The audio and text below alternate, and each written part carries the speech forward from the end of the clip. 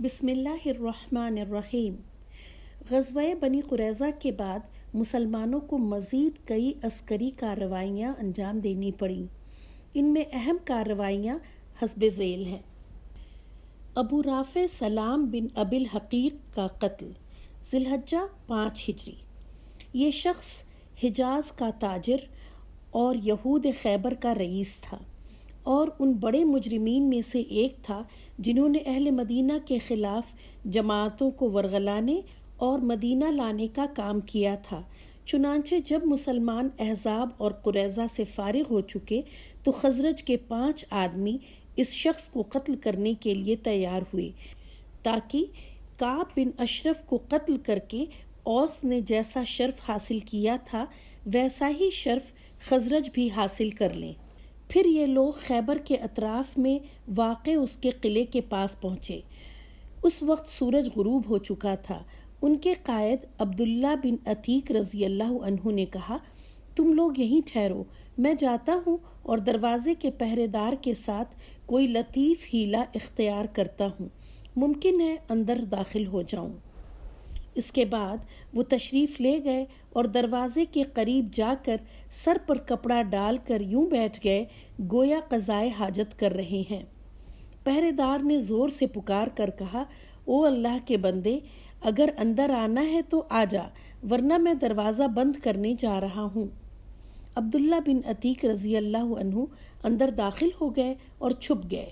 جب لوگ سو گئے تو انہوں نے کنجیاں لی اور دروازہ کھول دیا تاکہ بوقت ضرورت بھاگنے میں آسانی ہو۔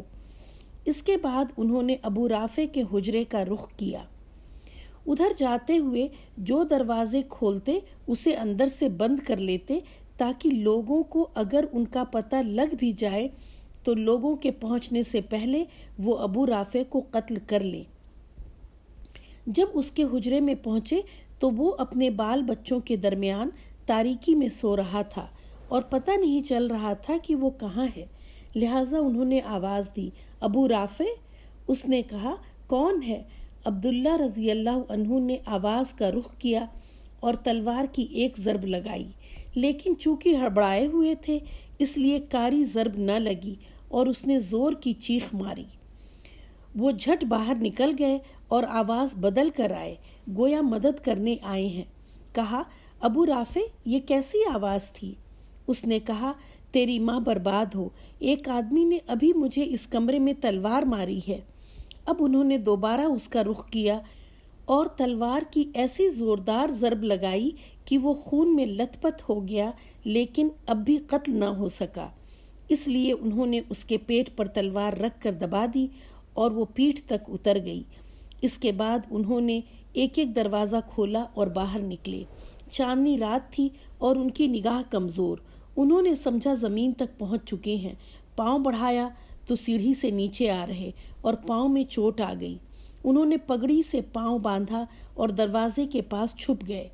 جب مرغ نے آواز دی تو ایک آدمی نے قلعے کی دیوار پر کھڑے ہو کر اعلان کیا کہ میں اہل حجاز کے تاجر ابو رافع کی موت کی اطلاع دیتا ہوں۔